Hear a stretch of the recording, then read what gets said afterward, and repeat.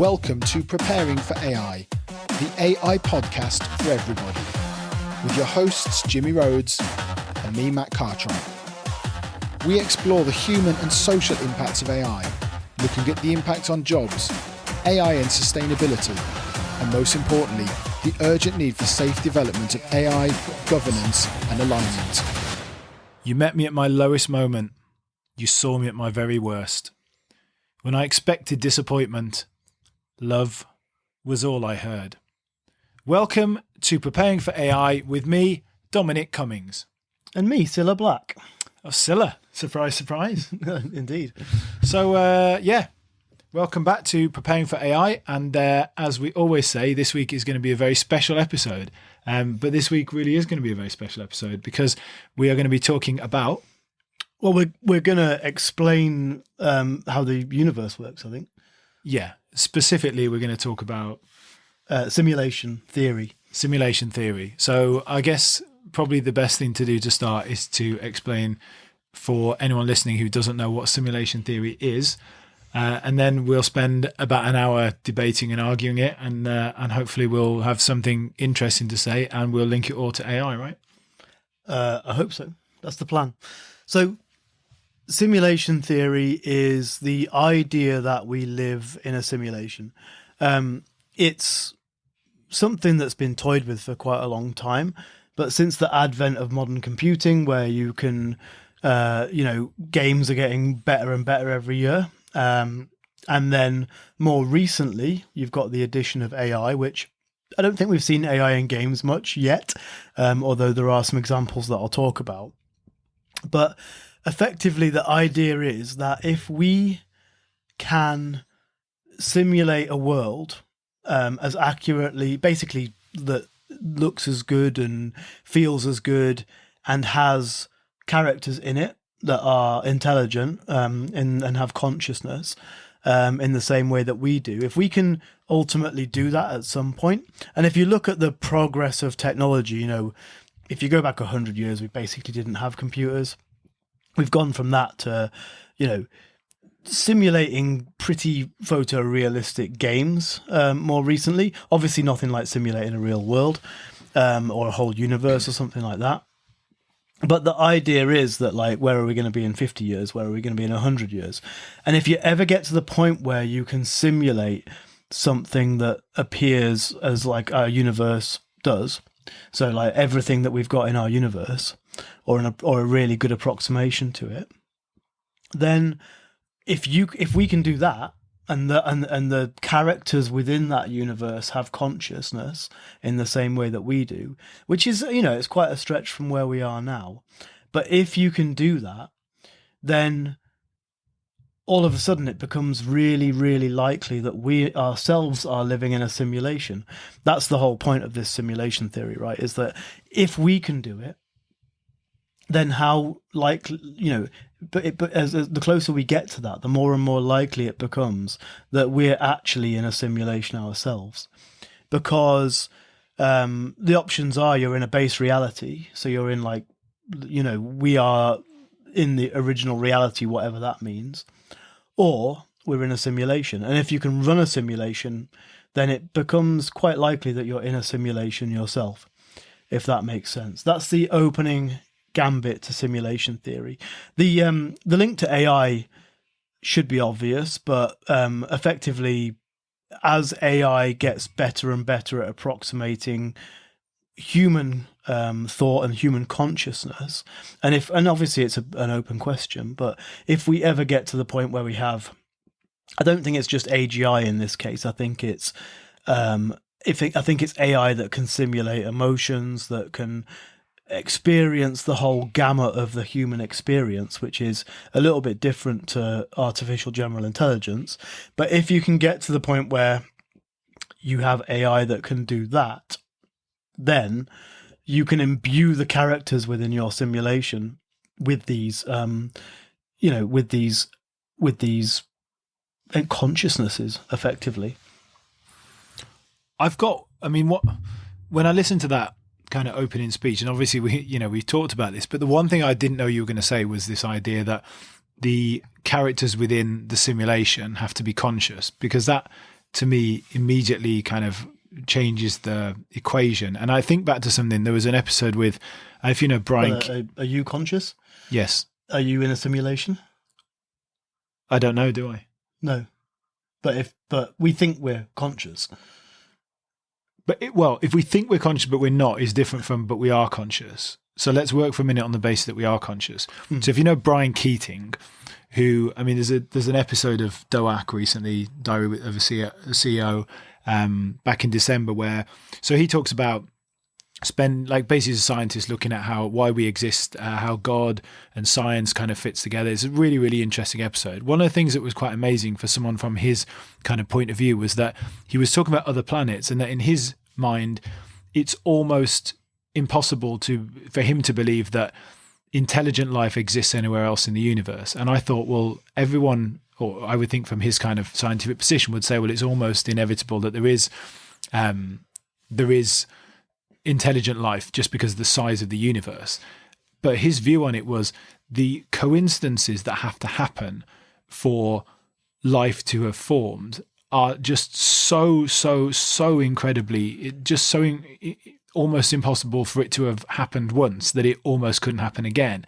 And I think that for me is kind of the counter argument to this idea, is just if we take that beings are conscious beings, that just because we exist this once, maybe that is just the incredible kind of odds are not in favor of another simulation, because it's almost impossible for another simulation, because it's so impossible for us to have existed in the first place, even in a simulation. But I would say almost the opposite. Like the fact that, well, you would, because that was your starting argument.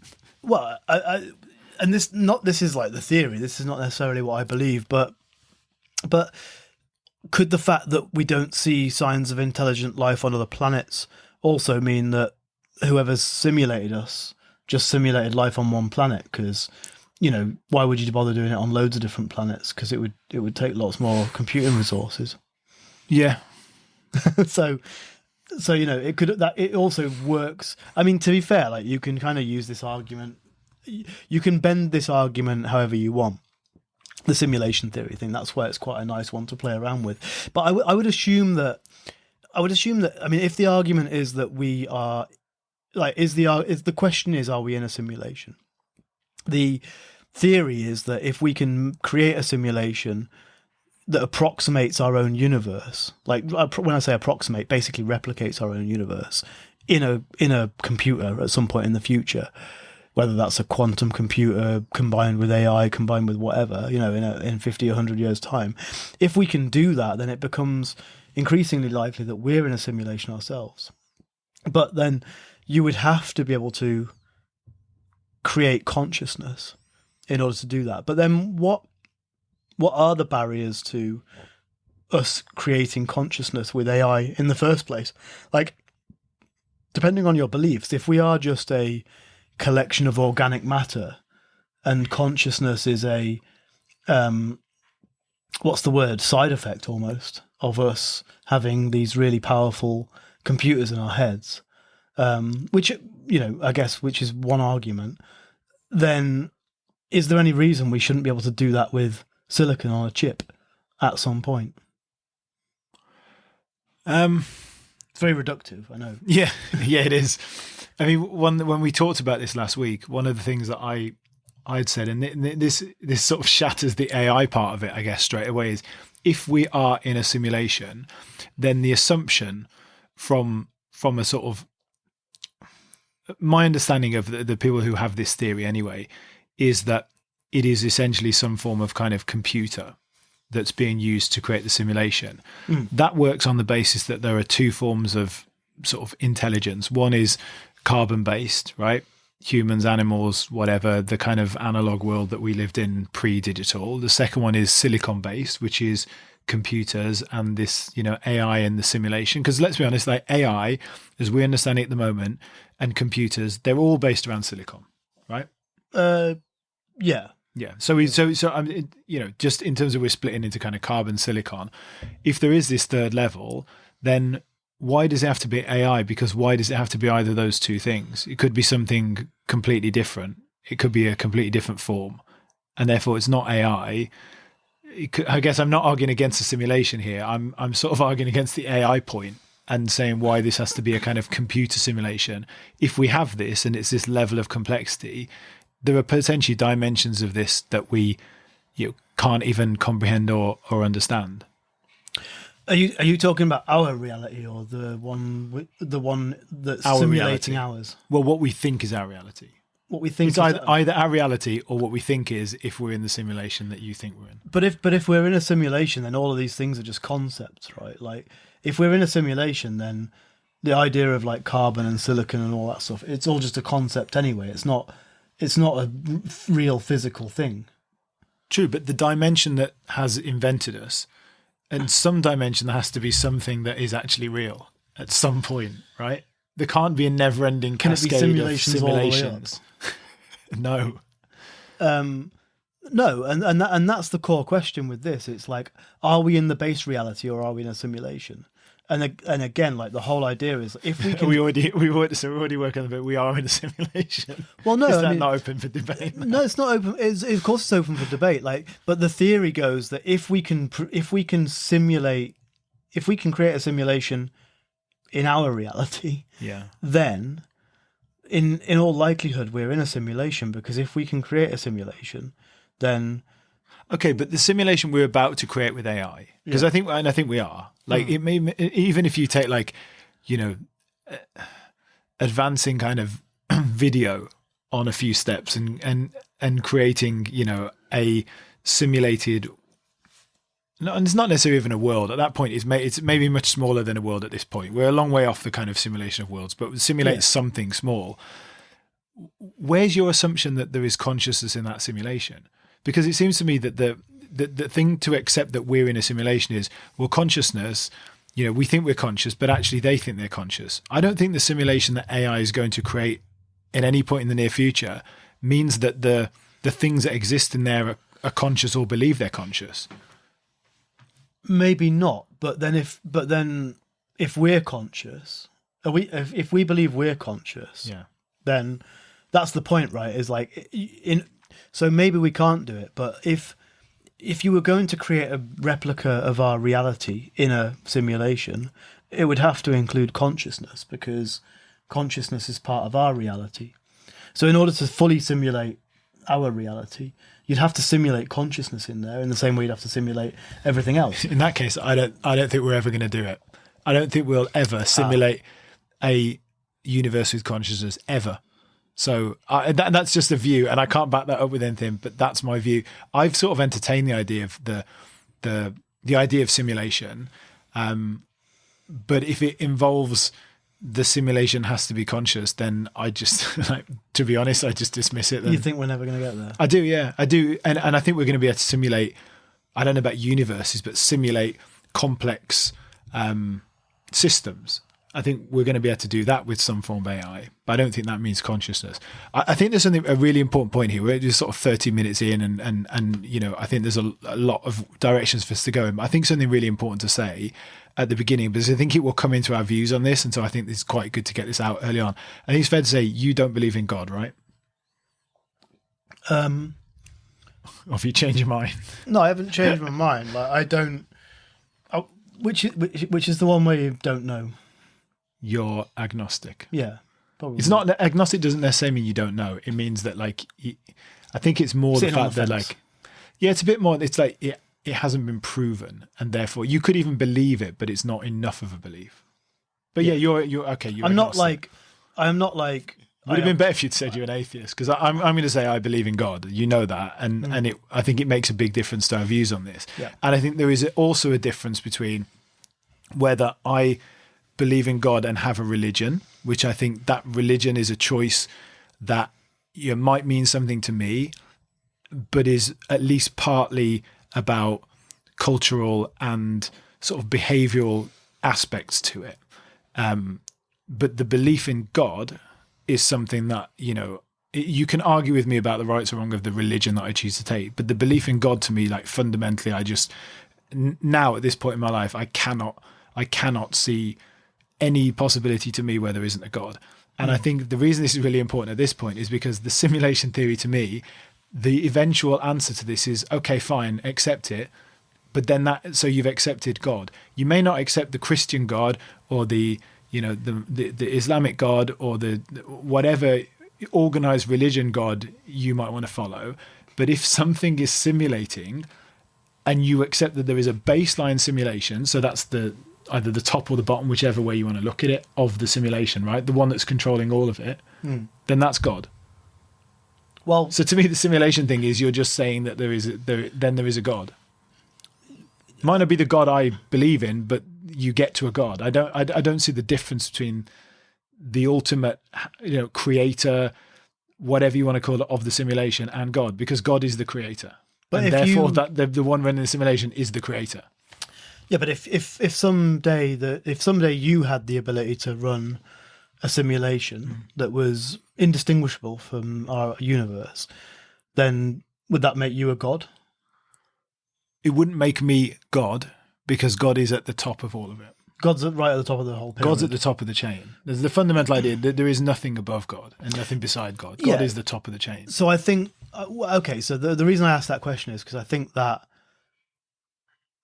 means the question then still gets to be outstanding, because ultimately, if you're talking about if there's a base reality somewhere that's simulating all the other realities, however many there are, if there's a base reality somewhere, did that one start out of nothing, or was there a God involved somewhere? Then yeah, fine, you can still have that argument. In terms of agnosticism, I think I'm agnostic about pretty much everything. All of it. Yeah. Pretty much everything. It's probably a good place to be for most people. Pretty much everything. I'm not gonna argue that anyone's wrong who believes in God. I don't think there's that much evidence for it. But that's fine. There's no evidence for a simulation. It's also a concept that you have to. But that's why it's a theory, right? Because and then again, coming back to it, if we get to the point, and it's obviously it's an open question, it's a big if we get to the point where we can simulate all of this in a computer at some point, do you think we'll be alive to see it? No, I don't think so. I don't think so, unfortunately.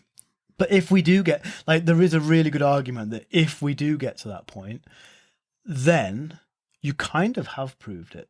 If you prove that you can make you've proven God, or you've proven. If you can prove that you can make a simulation once, then I'll be honest. I agree with people who've said that it becomes very, very, very likely that we're in a simulation, because then in a simulation you create, people can create simulations, or simulated beings in that world can create simulations.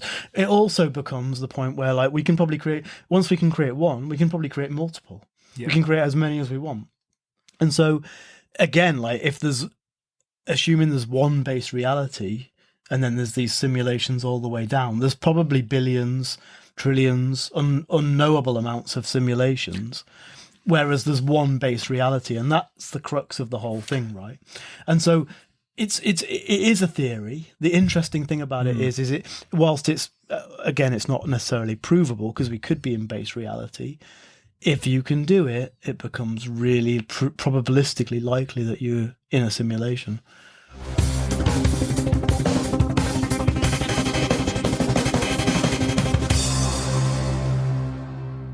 So how does this relate to AI? Let's kind of bring it back to that for a bit before we go off on even deeper tangents. Obviously the podcast is about AI. We talk about large language models a lot. And on the one hand, how really good they are at approximating certain things through human language, but not just large language models, also things like Stable Diffusion that can produce images. You've got things like Suno that can, produce music, and you've got Sora, which can create video and other video tools as well. And so you're getting a whole bunch of stuff that can absorb human type stuff, things that we deal with day to day, basically things that we deal with our senses. Sight, vision, sound, all the rest of it, and the cool thing that's happened in the last few years is generative AI, which can generate new versions of all this stuff. The problem with all of that for me is, and even the definitions of artificial general intelligence, like the definition of artificial general intelligence, none of it's got anything to do with consciousness. None of it even touches on consciousness. None of it even comes close. And so what I'm talking about is, in the far future, having AI systems that are creating AIs that are actually conscious. But the stuff that we're doing right now, like today, has got nothing to do with that whatsoever. That what we've got right now are AIs that can approximate the way humans do things in terms of language, in terms of images, in terms of sound, all the rest of it. I'm sure if we could do smell and taste, we'd do it with those as well, but we don't really know how to do that. But none of these things are like thinking, feeling. They're not even close. Now, I'd like to bring one other thing into it, which is something that Roger Penrose has talked about, actually. And this is about how the brain works. And so his kind of theory is that his kind of theory points to one of the missing elements with AI, which is that he says that within our neurons, like within our brains, we have these things called microtubules. And this is kind of a fringe theory, but it's gaining more acceptance. And these microtubules have been demonstrated to make use of quantum effects. And it's actually already known that, like, the way you smell and things like that use quantum physics or manipulate quantum physics as part of their process.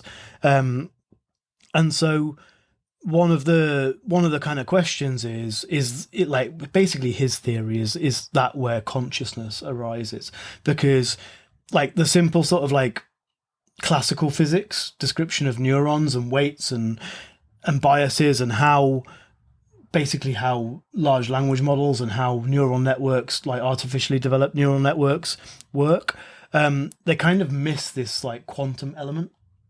I know I'm going pretty deep here. I think this is something where if you want to understand more about it and you want to read more about it, then like go and have a look on the internet. Roger Penrose, super smart guy. I don't know whether his theories are correct, but I've got a feeling that if consciousness is just something that spontaneously happens within brains, then we are probably missing something with AIs, like the kind of AIs we're talking about, like large language models, things like that. And it feels like there is something missing, some kind of spontaneity. And quantum physics is obviously a mysterious subject, and we know that loads of natural processes use quantum physics. So, for example, photosynthesis, the way we smell, potentially stuff in our brains as well. But on the basis of this theory, isn't it almost? I mean, the whole concept of the simulation works on the basis that, you know, all of the stuff is. So let's take, for example, I don't know, something like quantum physics or black holes that we think we're beginning to understand, but they've just been put out there and, you know, essentially created to not to kind of trick us or manipulate us, but to give us some kind of understanding. Whether that actually has any meaning or not is sort of irrelevant. So, you know, the universe that we can see, that we think we can see through telescopes, it doesn't exist, or maybe it does exist, but it's just how the simulation wants us to see it. Right. So a lot of the concepts that we've talked about, not in a kind of like religious, non-religious debate, but we've talked about, you know, the theory of the universe and that kind of, you know, the idea of having faith. There are things that are proven by science that then don't match up with religion, right? But there are also things that religion helps you to fill the gaps. But sometimes now, and this is very much kind of my journey of the last few years of sort of information that's out there, is, you know, when someone says something has been proven, well, I just don't think it has been proven anymore. And I almost think your argument for the simulation theory argues against a lot of the things. And I know the simulation theory hasn't come from you, so I should probably say, like, you're not necessarily here to argue that the simulation theory is correct. But if it is correct, then all those things that you believe science has proven, well, they're not necessarily true anyway, because they're just part of the simulation. And again, that to me, that makes a simulation just another version, not my version, but another version of the being a universe or a simulation that's been created by a creator, and the ultimate creator is God. Or are we saying that, no, there's the creator in here, but then when you go to the top level, then it was the Big Bang and it was all spontaneous and all these things just happened, but there was nothing at the top level. Maybe. Which is even more like ridiculous to me. Well, yeah, I mean, maybe ridiculous, but maybe like... No, ridiculous. Actually, ridiculous is the wrong way to put it, because ridiculous is just me dismissing it, which I can't do because I don't have the evidence. So I take that ridiculous thing back. It's even more difficult and just more random to me. It's just like a load of nonsense. I can hypothesize anything. That just seems to me that it's just like, yeah, okay, someone's come up with this hypothesis because anyone could hypothesize anything. I believe that the world just came out of a small cardboard box. You can't prove it's wrong. Yeah. Again, I'm being petty, I know, but again, I would say the coolest thing about it is the fact that it's based on a predicate that, and obviously this is something that's unproven because we haven't got there yet, but it's based on this predicate that if in 100 years' time or 1,000 years' time we can do this, then it suddenly changes the game. And we might never be able to do it, but if we do, it suddenly changes the game. And nobody listening is going to be alive by that point anyway. Whether it does or it doesn't, I mean, unless it happens in 20 years' time. Whether it does or it doesn't, you still end up with the question of who, if someone created the base reality, did it just spawn out of nothing? Was there a Big Bang? All the rest of it. I mean, some of the other cool little arguments that go into the simulation theory are like, oh, isn't it convenient that like the speed of light has a speed limit? Actually, like if you're generating a simulation, it's quite convenient because it means you don't have to generate everything all at once. Same thing with telescopes, right? Okay, things that are really far away, you look through a telescope and you see whatever you see. It fits quite nicely into a simulation theory because you only have to generate our part of the universe, the local part of the universe. Like if you had unlimited computing power, then why would you need to have, which you're not going to have. Then so if you're assuming that like you're doing this in a simulation, there's going to be limits on computing power. Maybe there's only one planet with people on it because you don't want to have to like use more computing power. Like there's some. It's a theory of a universe created by a god as well. And again, this is what I'm saying. Like I think we need to separate out here. When I said about I believe in God and you don't, or you're agnostic to it, I think my religious identity here is irrelevant. I think because I think going into religion is not helpful for this. But there are certain belief systems and beliefs in God that rationalize a lot of those scientific things by saying, well, actually, God has just actually created those things that are the ones that are close enough for us to see. And after that, actually, it's like it's a wall. Doesn't really matter. Exactly. It doesn't matter because he has just created that bit that you need to give you that context of the universe. So I just think with a lot of this stuff, it just feels to me so close to religion. Maybe that's the thing. Maybe it's just it is a form of religion. It is a form of belief in because there is God with a capital G and there is God with a small g. The God, my God, whoever's God is a particular thing, but the concept of God is that thing at the top of the chain. Yeah. So that's why I'm saying, over and over again, kind of coming back to this point that to me, when you go down the system of having simulations, where do you end up? You end up at God. My dad's argument, which I think is like a really good one, is like, well, who invented God? Well, that's what I'm saying, that there is a stop point, but there's a stop point in simulations or God. You could have, a number of simulations with it that goes on forever and ever and ever, but it can't be infinite. Yeah, it can't. But but the argument of like everything, how can everything have come from nothing? Well, it came from God. I agree with your dad, I have to say on this one. It's like, well, who created God? Where did God come from? It doesn't really answer any questions. And this is the thing that like religion aside, simulation theory aside, all the rest of it, the question that we didn't talk about at the start of the episode, which sparks all of this, the whole thing, is like the idea that people can't get their head around that, which is fair enough. That how did Donald Trump and Obama had such a great relationship at the Jimmy Carter's funeral? That's the question that everyone is asking, right? Very, very well. Actually, yeah, very similar to the actual question we're talking about. How did something come out of nothing? Yeah. It was a different, But how can something have come from nothing? Is like always the question, and actually, I mean, we talked about this the other day, but if you can let go of that, and there are lots of like theories about virtual particles spawning out of nothing and all the rest of it, like actually something comes out of nothing quite often in the physical universe when you like really start to look at what nothing really is. Things like virtual particles and quarks and all sorts of stuff. Hawking radiation is a literal proved scientifically all made proved. up.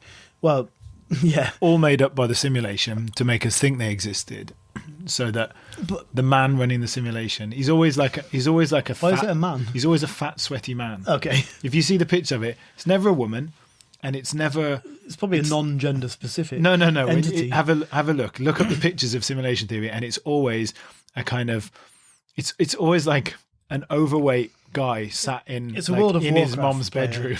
Exactly. It's an incel, basically. 2004. It's an incel sat in their mom's bedroom. Yeah, that's the stereotype view. Much like put it into, honestly, if you're listening to this now, put it into ChatGPT and get it to generate you an image of it, and I bet you that's what will come the creator if we're in a simulation theory. Yeah. Okay, I'll have a go at that later. But yeah, it's that whole idea of how did something come out of nothing, time, space, all the whole lot.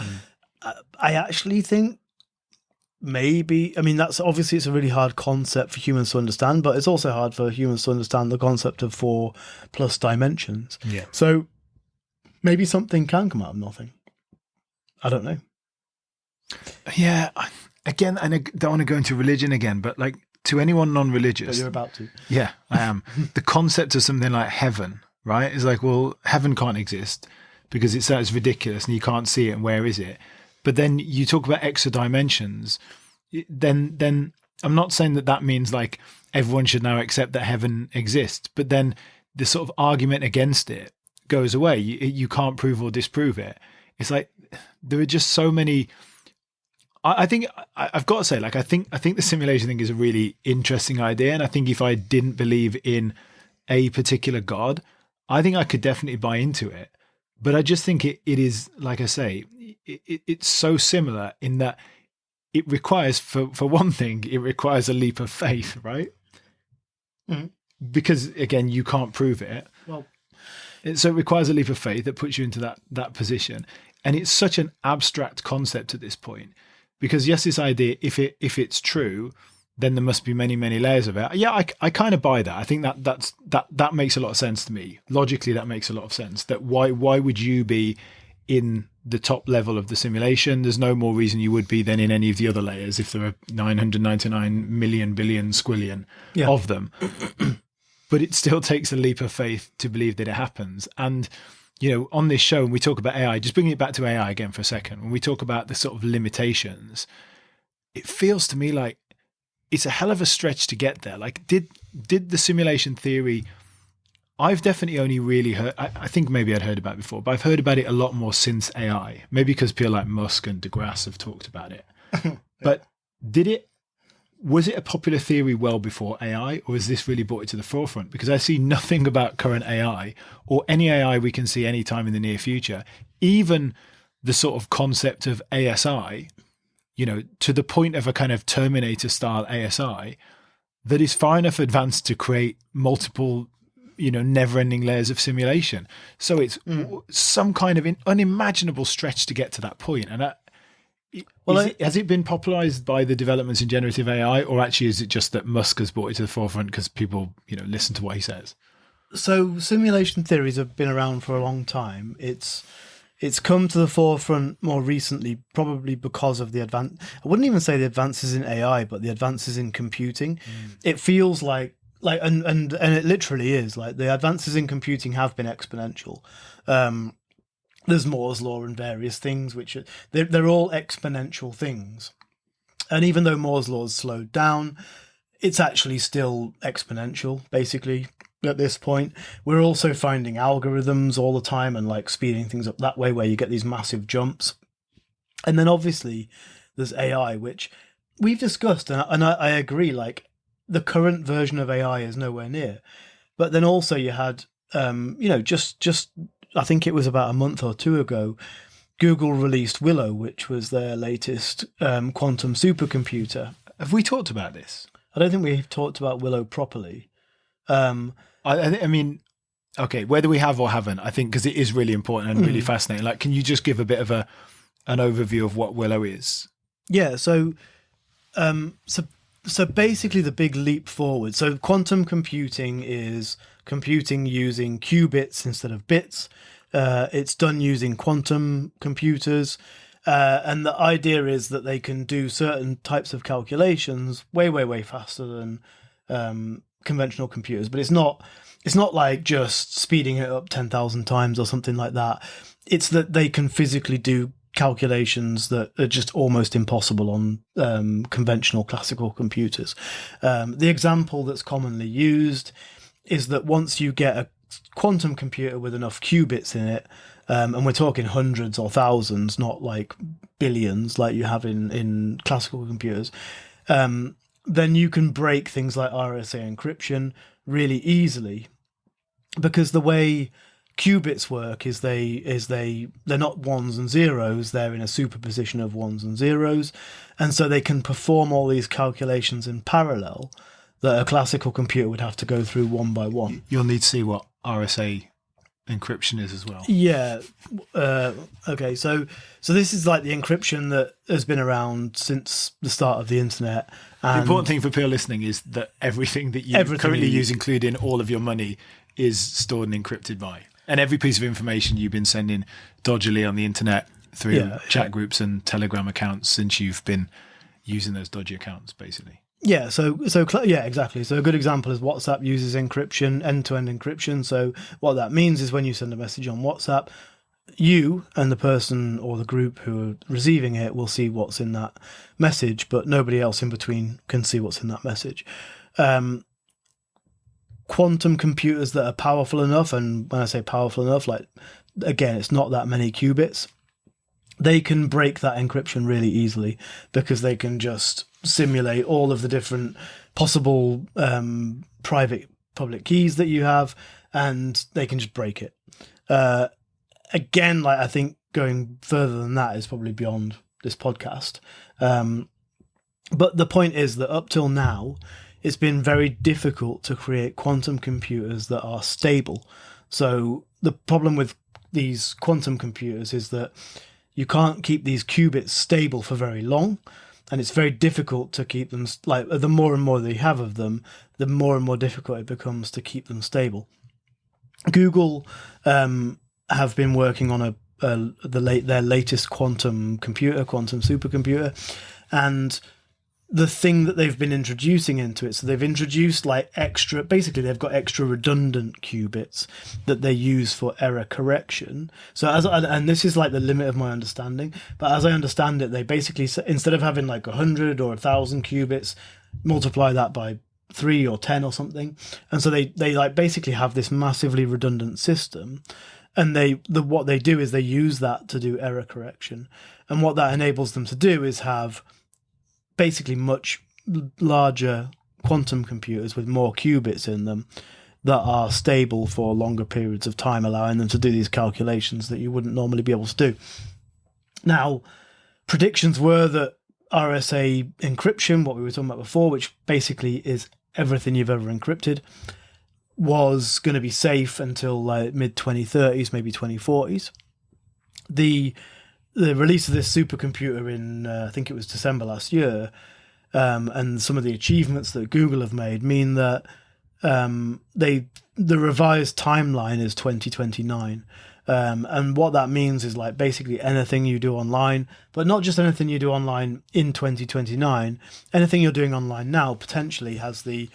or that you did in the past. That's or that you did the even in the past. more worrying part. Yeah, because governments have been like saving snapshots of all this data. So even though you can't crack into this data, you can essentially save snapshots of the internet over time. And that's what governments around the world and big organizations have been doing.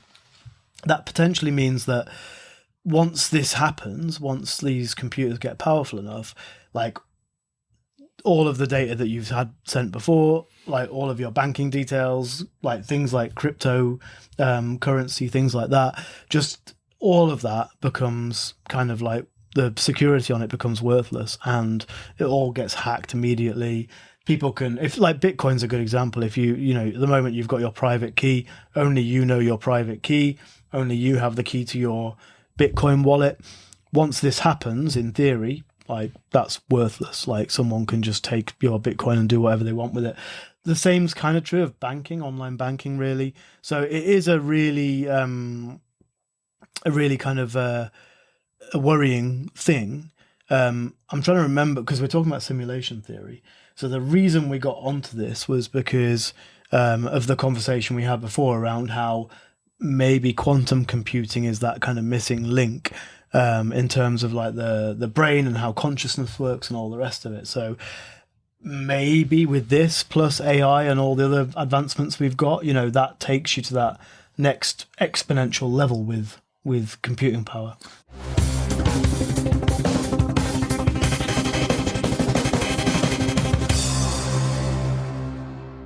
Well done, mate. I mean, if nothing else, for getting through that bit and getting back to the right point, I can confirm that you haven't got COVID-induced brain fog yet, because that was a pretty impressive to cover all that stuff. One thing I just want to say to people listening, if you've never seen a quantum computer, is like have a look at a picture of one, because it looks like weirdly sort of equally like something from Vienna in like, you know, the sort of middle of the Habsburg Empire, and also the most futuristic thing you've ever seen. It's sort of, I mean, it doesn't look anything like any concept of a computer that anybody who hasn't seen one would ever think. It is one of the weirdest looking things. Yeah. Like I say, it looks equally sort of ancient and, you know, so futuristic you kind of couldn't comprehend it. But we digress a little bit, I guess. But yeah, I think the more we talk about this, the more it sort of seems clear, and I guess it should have from the beginning, that this is not something where, you know, we're going to end this with, you know, you've won the argument or I've won the argument, or even that, you know, either of us has sort of necessarily even thought about, you know, oh, well, actually, maybe I'll rethink my position on it, because it is a very abstract concept at this point.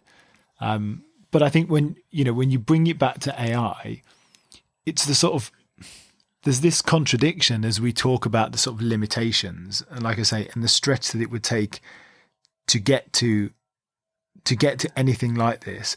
I just think it's, you know, if it happens, and maybe this is your argument with kind of quantum computing, is it's not necessarily AI that, well, it's actually not AI that gets us there, because actually we're already there, right? That's kind of the concept, is we're not actually, if there is a simulation, we're not actually getting there, because it's inevitable we'll get there because we're already in it and we already have got there.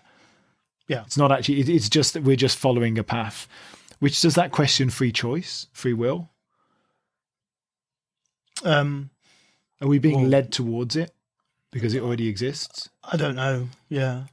These are, I mean, Musk won't be happy with that. But also, like, okay, if we're in a simulation, then why wouldn't you make the parameters of the, like one of the problems that I have with it is, why is the universe so complicated if we're living in a simulation? Why do you need to simulate down to atoms and quarks and all these other things that we've discovered? Because when you play a video game, all you like to get immersed in that video game, all you need is like stuff that looks pretty realistic and feels pretty realistic. Now, that's one of the biggest questions for me about this, is like, why make it so complex? If it's like if basically what we're in is a really complicated video game, why does it need to be so complicated? Didn't you say when we talked about this a few weeks ago that it would explain a lot of the suffering in the world? Well, I suppose, yeah, I suppose in the sense that, like, if you're simulating something, then why would you care? Whether it's, yeah. Or would that be part of the simulation? I don't know. Like what's... But then you know that there's consciousness in the simulation. So you know that those things are feeling, but you don't care because you don't think consciousness is actually a thing. Well, I wouldn't say I don't think consciousness is a thing. Like, you can't really... It's hard to argue that consciousness isn't a thing. Consciousness is like what we say it is. We've defined it, right? But we know what consciousness is. Like anyone... Well, me and you do. No one else does. Because we're the only ones conscious. We're doing this podcast here. No one's listening. We're sat in a room. You know no one's listening to this podcast because we're the only two people who exist. It's true, though. But for us, like, the simulation only has to simulate this room, right? When we open that door, they've got to simulate people out in your apartment. But Exactly. at the moment, they're all just... They don't exist. They may be there. Currently, They do might they? not be there. Yeah. When I open this window, that woman outside has to quickly get up and exist. Exactly. Yeah. Yeah. I've got a more... It's very liberating in that sense. You can do what you want. Only me and you can. Well, yeah. Because no one else exists. I mean, I think there's even more like an even more fundamental level of the question when you're saying about like why make it so complicated. I would even say like why bother with the simulation? Like why in each level are they bothering to do the simulation? What's the point?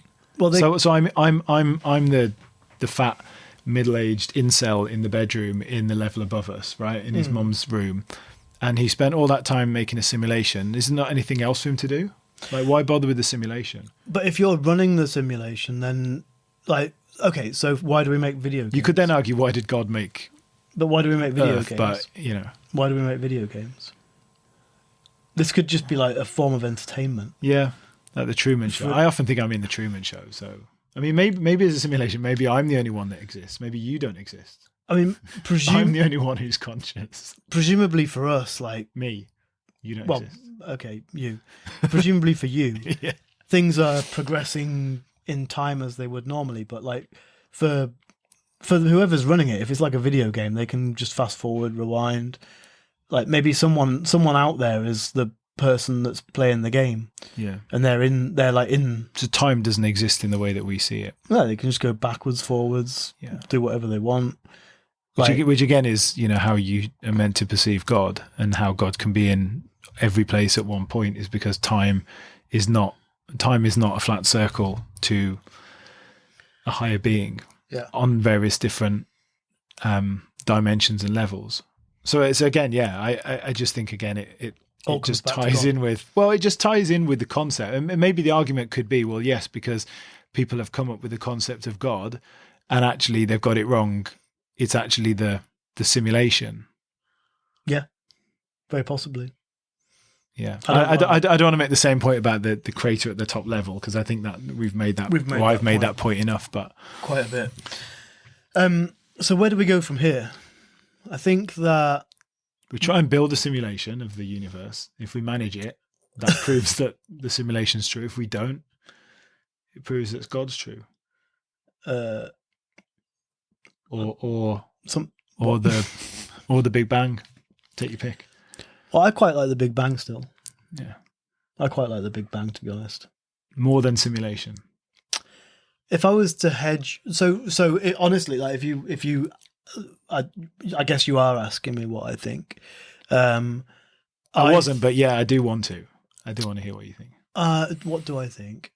I think until we can produce a simulation, and not just like any old simulation, but one that truly simulates something as complex as our own reality, then I'm going with the Big Bang. Cool. That's me. That's my prediction. It's not a prediction. And do you think... It's not a prediction at all. It's the theory. Just again, bring it back to AI a little bit before we finish off. So I think we've acknowledged that, you know, it's not... If this does happen, even with the current trajectory of AI at an absolute maximum kind of exponential growth, I don't think there's anyone would perceive that it's going to sort of conceive that it's going to happen within our lifetimes. I would say even, or, you know, a generation after us. I think to get to that level, if it happens, and if, you know, people on Earth can kind of get several generations further on, it would take a long time. It would. Even at the current trajectory to get to that level. But, sorry, my point bringing it back with AI is, we talked earlier on about creating simulations through AI. Like, what in a reasonably kind of, a timeline of 10, 15, 20, 30 years, do you think is a realistic model for where we could get to with an actual sort of level of simulation? Because presumably the idea that we're thinking of a simulation is, if we can simulate, it's a little bit like the whole thing between gain of function research on viruses, right? It's like, well, if we can carry out these things and work out what would go bad and what would, then we can work out how to do things better. Is if you have a simulation, you can experiment in the simulation and learn lessons that you can then apply in the real world. Or not the real world, the level of the simulation that we're currently on. So if I was to make a prediction, and this is a prediction, what I said before wasn't a prediction. The Big Bang GPT-5 is going to have a full universal simulation add-on. If I was to make a prediction, it would be that I don't think within our lifetime we'll be able to simulate whole universes, but I think within 20 years, roughly, we might see the first artificial intelligences that claim to have or do have consciousness. And if we... That's not where I thought you were going. And if we get to that point... My prediction is going to be different. But... If we get to that point, so if we get to the point where we've effectively created an artificial brain in a robot, in a data center, whatever it is, that can demonstrate that it has consciousness, and that's a bit tricky, but like, let's say demonstrate that it has consciousness. So not like a large language model that just kind of talks to you and agrees with whatever you say and sounds smart, but isn't, but something that has its own will and own opinions about things and is just, a kind of human level consciousness. I think we might get there in 20 years' time. And if we do, then my view is, what would stop us making unlimited amounts of those consciousnesses that can live in kind of some virtual reality, i.e. a simulation, in the future? Yeah. I'm going to make a prediction for 20 years as well. And it's the one I thought you were actually going to make, which you didn't make. So I think that we will, or somebody will have created a simulation of, and I'm not going to put, I don't know how to describe a kind of scale on it, but to simulate a kind of micro world in which you can then, carry out large scale kind of experiments. And I don't necessarily mean experiments in a kind of medical or scientific or chemical sense, but you can simulate behaviors, and you can try and, I'm sure it'll probably be used for military uses, to be honest, if it comes first. I think that's probably the most likely, and that might be less than 20 years. But I think the idea of being able to, carry out scenario modeling and have a sufficiently complicated simulation that you can take real world results and feed them back. I think one of the biggest problems with it is to have that kind of simulation properly, but to speed it up to such a point that you can do it quick enough to actually gain the benefits. Because if you're carrying out, for example, scientific experiments that can help with disease or can help with exploration or, whatever, climate change, you can't run those experiments over 20 years on the simulation, because it's, you need the results quickly. That's the bit I don't understand how you do. But I think I think if we don't fuck it up so much that we don't have the sort of energy or, the infrastructure to do it, I think the current level of development would allow you to carry out that kind of level of simulation. And I guess in a sense you say, okay, well, if we get to that, then the answer is, well, doesn't Moore's law or another form of exponential growth mean, like you say, that at some point you're simulating bigger and bigger universes? The consciousness thing I don't agree with. Well, in a sense I do, but I think it depends how you define consciousness, because I think you can probably create AI or silicon-based forms which think that they are conscious. I don't think that makes them conscious. And I appreciate the argument could be, well, what makes you think you're conscious? Yeah, exactly. But I do. And because I am me and I have that concept, unless I don't exist, and unless I am a simulation, then I believe that I do have consciousness, and I don't believe that you can create that consciousness. I can't prove that. That's just my theory on it. That's why I disagree with you that I think there will be artificial forms in 20 years that are conscious, but I do think there will be artificial forms in 20 years that believe they are conscious and that act as if they are conscious. And maybe it's actually we're getting into splitting hairs here over what the definition of consciousness is, and maybe me and you have a different definition of it. Well, maybe we are splitting hairs, but I also think that you... I think they take 7. I think GTA 6 took 7 years to develop. So I think you've just predicted like either GTA 9 or like the very latest expansion pack for GTA 8. Run on what? Run on a quantum computer. Run on a quantum computer. Yeah, a home quantum computer. Yeah, with conscious entities in it. The consciousness one is a bit out there. Like that's quite a wild prediction. I think we'll need we probably already need a new Turing test, but we'll need a new version of the Turing test. Maybe the Rhodes-Cartwright test. We can come up with it. We'll think about that before the next episode. Good idea. Well, it was an interesting song. Yeah, that was different. I don't know how people would have found this episode. I mean, it was very much. It's a very abstract concept, isn't it? And it feels like it's very much linked to AI, and also at points it felt like it was not linked to AI at all. And I think that's because it is an abstract concept. But I don't think it. I've said a few times I think it's ridiculous. I don't think it's ridiculous, actually. I only think it's ridiculous because it goes against my own belief. But there is logic behind it at some level. I just think it's so far off that it's.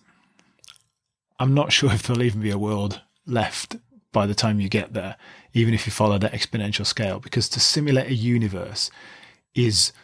Yeah, we're talking about simulating miniature worlds, even to simulate a world, but to simulate a universe over, what's the context window of the large language model that's running this? Well, yeah, but again, like you just kind of like take the growth and the exponential. I mean, maybe 20 years is too short, but like you look at computing and how exponential it is. Like, if 20 years ago or 30 years ago you'd shown people the latest AAA game, like, I don't know, Black Myth Wukong we were talking about earlier on. And it's like, they would just be like, this is a simulated reality. So, how far off are we? I don't know. Well, you go back 200 years, it would literally be black magic. Absolute black magic, yeah. Yeah, absolute black magic. Yeah, totally. Yeah. Good. Nice. Right. On that note, should we call it quits?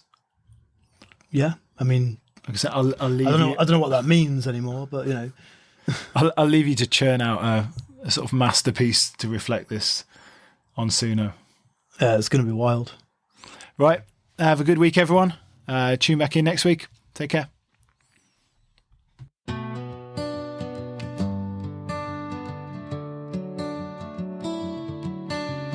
Down this dusty digital road I've been walking, where pixels fade like memories in the sun. Matt's on his knees praying for salvation, while I see the code and how this world's been run. There's a fella typing in his mama's basement, one step down from that heavenly throne. Had me some fish swimming in the backyard, but I fried them up, now I'm all alone. Two men with two truths under one sky. One sees the program, one sees design. Jimmy's simulation, that's creation. Both of us searching for a sign.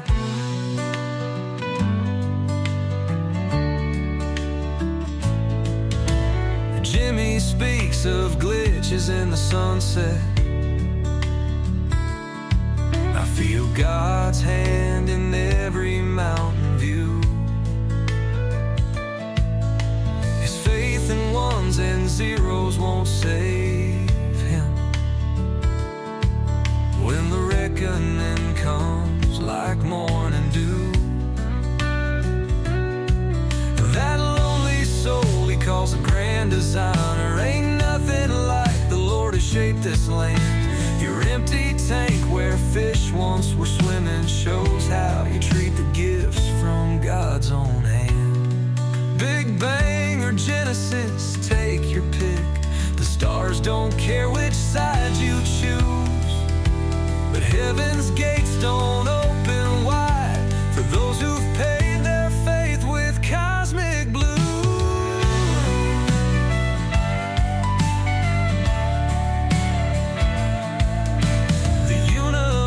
Expanded from nothing. No need for angels or a Holy Ghost. This western land's just code illusion. The simulation's what matters most. That keyboard prophet knows all our secrets as we wander through this pre-written tale. My fish are gone like faith from my spirit. When systems crash, there's no holy grail.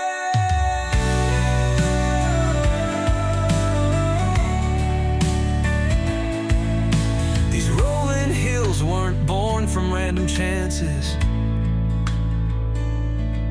Each blade of grass designed with loving care. Your cold equations leave no room for miracles, while I feel His presence in the prairie air. Your basement God types with mortal fingers. Mine breathe life into Adam's clay. Those fish you lost weren't just passing pixels, but creatures lost when you turn.